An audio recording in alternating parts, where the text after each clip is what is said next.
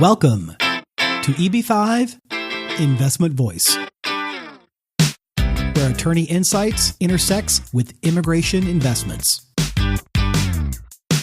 If you are a foreign investor, domestic fund manager, or enterprising entrepreneur and want to get the most out of the EB5 program, you have come to the right place.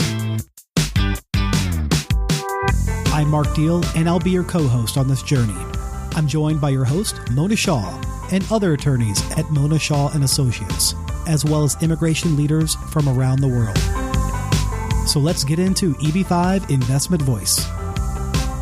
Hello, everyone, and welcome back to EB5 Investment Voice. I have Mona here, and today we're going to be talking about direct pooled projects from a developer's perspective. And Mona, before we get too far into it, I know we've talked about regional centers quite a bit because it's a common vehicle for EB5 investments. But I want to ask you directly, what is a direct pooled project, and really how does it differentiate from a regional center? Hello, Mark, and hello, everybody. And yes, thank you. Thank you for that. The purpose really of these podcasts, Mark, is not to promote any particular project, but is to really educate everybody from the developer to the investor to other interested parties.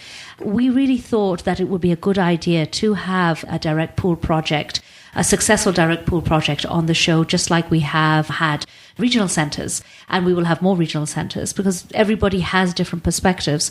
But a direct pool project is very similar to a regional center project in the sense that it is a passive investment by an investor going in. And there are many different reasons why a developer may want to go to have a direct pool structure as opposed to a regional center structure. Why would a developer want to go into a direct pooled structure? Well, mostly because of time. They don't have to rely on a regional center being approved. It's often also, if their project is smaller, that they don't need a lot of jobs, then because the job creation is very different in a direct, as we've discussed. And so if they can create the right amount of jobs, it's faster. And in many ways, for a lot of people, as far as marketing, it is cheaper because they don't have to pay so many middlemen, etc. So there are a lot of reasons why a developer would go for a direct pool, but usually it's speed. Okay. And just to recap, it sounds like it's cheaper because you don't have to go through a lot of indirect job creation and all the other stuff that regional centers do. The drawback is the job creation, the direct job creation for that project. But having that been said, there's not as many, consultants involved. So overall, the project setup is cheaper. Well, either they have their own regional center, so they wouldn't have to pay for a regional center, or if they're renting a regional center, for example, if a developer's considering it, then if he's renting it, he wouldn't have to pay the rental agreement. And that's why they do a direct pooled. But don't forget, Mark, you can have a lot less investors in a direct pooled. I see. And really the crux of this is, how does it look from a developer's perspective? And I realize you have a special guest for us today. Yes, I do. I'm very pleased to present Brandi Robinson. She's the Chief of Staff or Controller for NuRide Transportation Group. They have a very special project in New York. Hi, Brandi. Hi, how are you? So, Brandi, you're really here to, give us the developer's perspective on direct pooled. And, I think this is a great idea because we could talk to some of the technical aspects as you heard Mona and I start to do a little bit back and forth at the top of the show. But I love the idea of just cutting straight to the chase and talking to a developer such as yourself that has successfully used this vehicle. So, yeah, I'd love to hear about it. But before we get too far into it, could you give us a little bit more background on yourself? Sure. My name is Brandi Robinson. I'm a part of NuRide Transportation Group. We are the developers for New York City Green Transportation Group, which is a direct pooled project.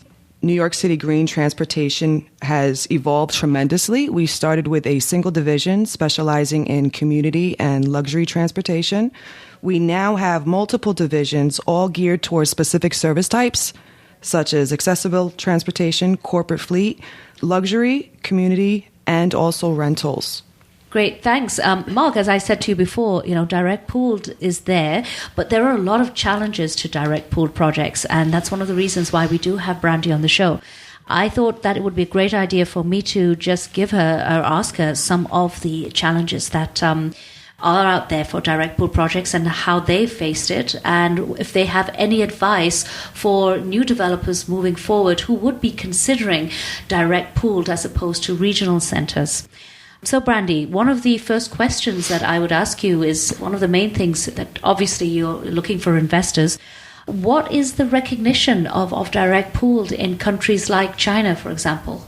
Well, China has been conditioned to typically only consider regional centers. Investors look at direct pooled projects as small franchises.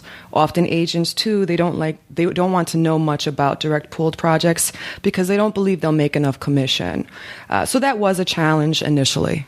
Okay, well, you say initially, that means that you probably have succeeded in, yes. in getting the Chinese market. We have certainly overcome, yes. Okay. Yeah, I've heard this from several different developers who have gone out to market that the Chinese tend to just think about regional centers and they don't really consider direct pooled as Correct. such. So where have your investors come from? Some from China, I should say? We have quite a lot of investors from China. We have a good amount of investors and agents, actually. The challenge was overcome because I believe the project speaks for itself. This has been a thinking person's project. The first investor we have is a high-level bank executive from Singapore. Well, that's not China. But even so, I'm just going through where we've actually gotten our investors from. Right. Our investor from Singapore understood the financial implications of our business model. Our second investor is a neurosurgeon from the United Kingdom. And actually, in fact, we've had a lot of interest from the UK in this project. And of course, one of our affiliate partners is Addison Lee, who also is based out of London. Other investors have come from Brazil, Russia, India, the UAE, and certainly China. Wow, it does sound like you have had a real mix of investors. Mm-hmm. Brandi, how many investors is this project? I mean, how many people are you actually looking for? We are looking for 80. 80 investors. That's a very tall order, and usually that kind of number is only in a regional center context. 80 investors, you require 800 jobs, and really you'd require well more than 800 jobs. You probably require around about 1,000 jobs for an investor to feel comfortable. How on earth are you going to meet, the challenge of 1,000 jobs? And we're talking direct W-2 jobs. So the way that we've made the job creation less of a challenge for us is that because we are in transportation and the size of our fleet, the amount of drivers to operate one vehicle is pretty substantial. So I would say more than half of our employees, W-2 employees, will be drivers. Okay, so you're basically saying that the industry that you're in, being in transportation, is a high employee industry, right? Oh, very much so. New York City is 24 hours a day, 7 days a week. It's the city that doesn't sleep, right? Nor can we. Right. So, but this is a big issue, though, because we have a lot of questions and emails which come to us on a daily basis from developers who do consider having a direct pool because they don't want to go into a regional center, and this is one of the issues that we do raise, that you do require direct employees. But what are one of the biggest disadvantages of having so many direct employees? Well, W-2s, the cost of payroll, of course, I-9 audits. Yeah, that is a big issue. And what would be the advantage if instead of a direct pool, you were a regional center? If we were in a regional center, most of the jobs counted would not cost us in the same capacity. Right. Well, that is with relations to job creation. And of course, there are other challenges other than just job creation. I believe another major challenge to direct pooled projects is corporate structure. Have you found this? Has your project found this as a challenge, Brandi? Yes, corporate structure has been a major challenge as the jobs have to be created at the correct entity, especially for a project of our size. It really means we can't continue as a direct pooled project for much longer. Not because we can't create jobs, but because we've grown exponentially and require a regional center model simply because of corporate structure. Yeah, that's often the case. Sometimes it isn't the job creation as such. It is because of the corporate structure. Right. And for any listeners, if they may be a little confused about that, I could just explain that by the corporate structure we mean that the same entity where the investors are coming from has to also create the jobs. There has to be be this direct connection as they are direct jobs. And in many industries, we had a project which wanted to be a direct pooled from the middle of the country, and it was a forest, sort of like a forestry type of project. And the direct jobs were coming from a team which could not be directly employed by them because they had to be specialists. So just because the team was an indirect employment, they couldn't do a direct model, even though they had enough jobs. Right.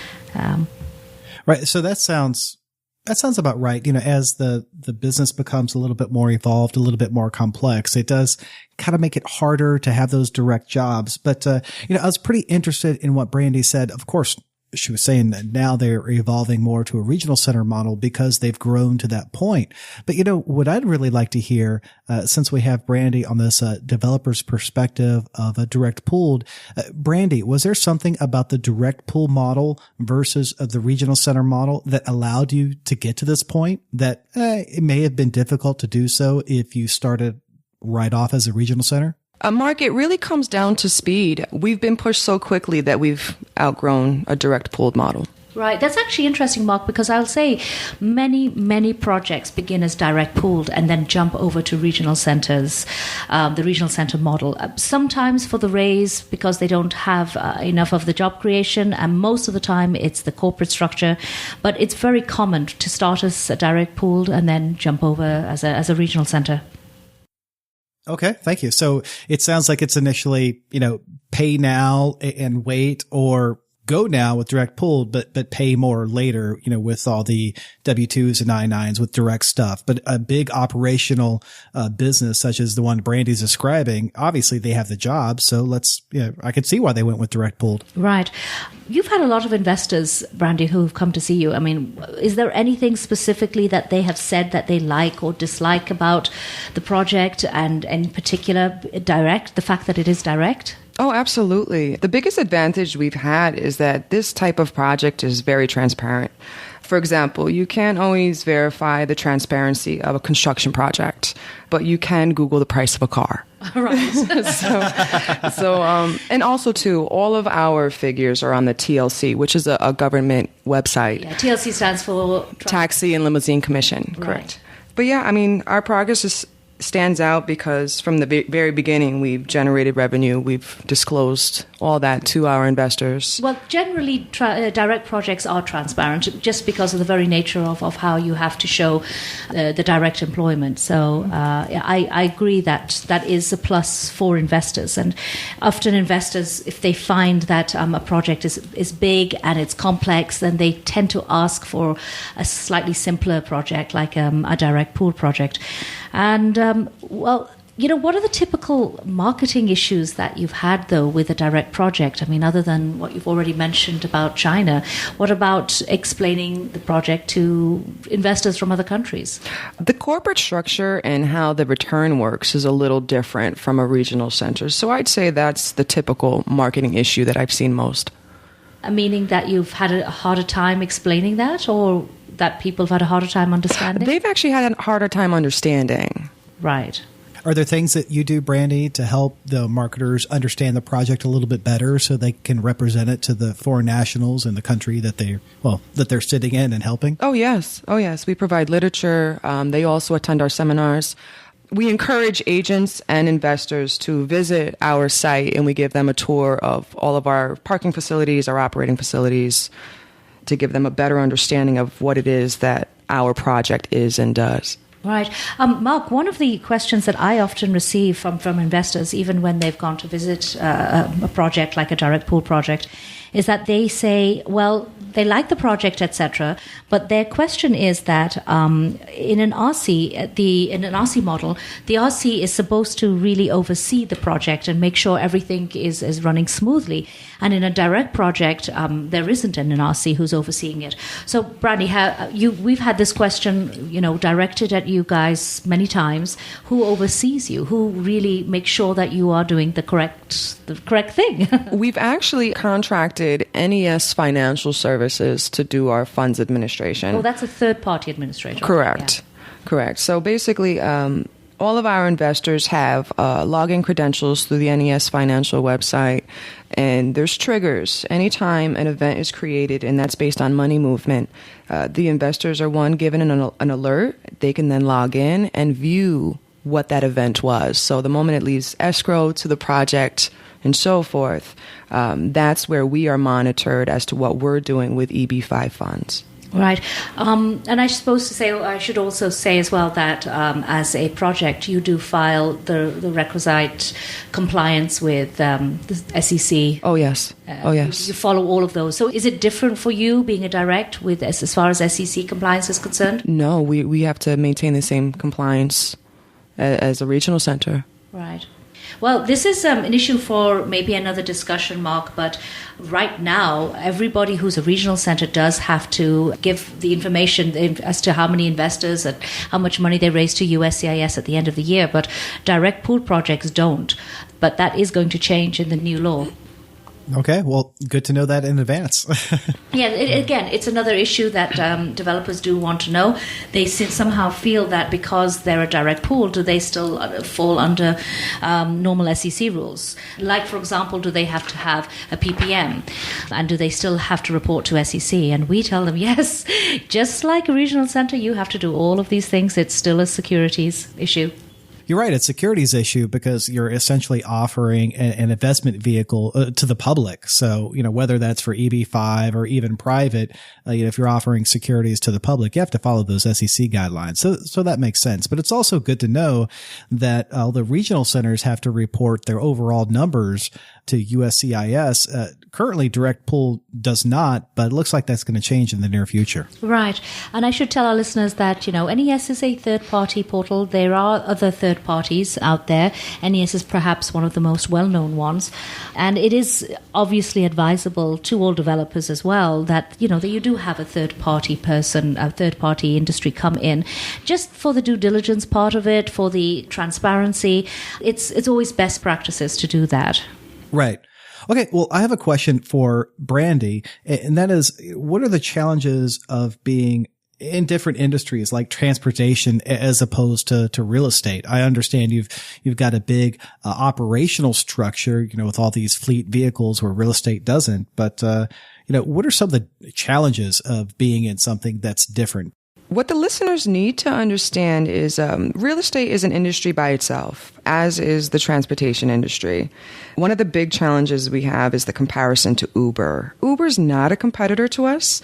They have a robust technology platform, but with just having technology and not having actual vehicles, they require partnerships with companies like ours to actually perform the service.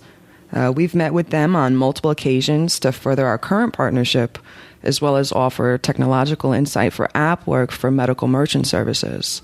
Our CIO, formerly from NASDAQ, has been working closely with them. Right. I understand there can be some challenges with, internal industry competitors and comparables, like you mentioned, Uber and Lyft, but specifically, I guess what I'm getting at is most of the investment vehicles that I see for EB5 are real estate oriented. That's correct. And obviously you're not, your industry is transportation. So if I'm a new developer, and I'm looking at EB5 for funding and I'm not in real estate, specifically, what should I be looking for as far as, challenges of trying to create an EB5 offering that isn't real estate? In your case, you've successfully done it for transportation, but what if I wanted to try it for something else that wasn't real estate, but perhaps not, transportation, but certainly not real estate? So really, that's what I'm kind of getting at is, what are those challenges of having an EB5 offering that isn't real estate? Mark, it's harder to sell non-real estate projects. Land and buildings, they're solid. So it requires a lot of effort on our part to promote the project, as people are conditioned to think more grandeur, more glamour. We've made our investors comfortable with our project because we own all of our vehicles. We pride ourselves on setting a new standard for the 5 boroughs. We're in a high revenue industry. Real estate projects only make money after they've paid off all their bridge loans and bank loans, whereas we don't have those loans. So that's much easier to sell, for lack of a better word, to both agents and investors. Well, I see what you're saying, Brandi, because, transportation, especially in the 5 boroughs there in New York, even here in Atlanta where I live, it's the lifeblood of the city. I need to get from point A to point B, and goods need to get from point A to point B. There are service people that need to get to point A and point B to perhaps build those real estate projects that people are touting, perhaps rightfully so, but on paper. So, I like what you said there, and that is so much. Your asset is what you do. It may not be something that is built and fixed and, should theoretically appreciate over time. But in your case, your asset is, you're building or enhancing the infrastructure that helps the economy move. So I guess what I'm gleaning from that is if I'm a new developer and I have a business that isn't real estate, I got to focus on, what is, not just the value to the investor, because that's a short circuit way of doing it. But really, what's the value to the community and to the economy? And that right there would be the marketable asset. Would you agree on that? Absolutely, Mark. Basically, we are a recession-proof project. Our assets make money from the moment they were put on the road. Real estate projects don't really have that ability to do so until they've paid off all their loans. Real estate also experiences problems in construction. Well, Mark, I think we've heard a lot about challenges of direct pooled projects, and it's very helpful, I know, to developers.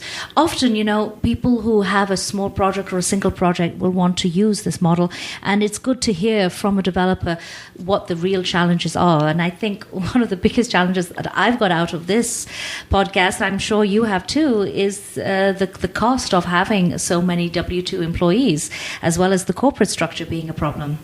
Yeah, it seems like there's even more challenges than that, because there is, how do you really, define and sell the asset? But once you peel back those layers and understand, what it is that you do and leverage the quickness, the speed to the EB5 market, if you will, because you have a business that has a lot of direct jobs, then it sounds like, direct pooled may be a good EB5 investment mechanism for some new developers. Right. Well, and the interesting thing, though, is that the direct pooled projects really run under the original program, the EB5 program. So if anything happened to the regional center program itself, projects like this would survive, Not that I'm expecting anything to happen to the regional center program, but it's a very good point. I guess this was the original EB5 before regional centers took off, and who knows what's going to happen this next fiscal year. I know, Mona, you probably have a little bit more insight than many of us do, but no, that's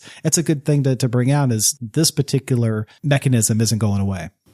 Yeah, correct. There was one more point, and I'm sure Brandi can sort of shed light on this, Mark, that one of the things I love about EB5 is that it gives opportunities to businesses which would not really be able to be so successful getting bank loans, or bank loans would be at a very high value.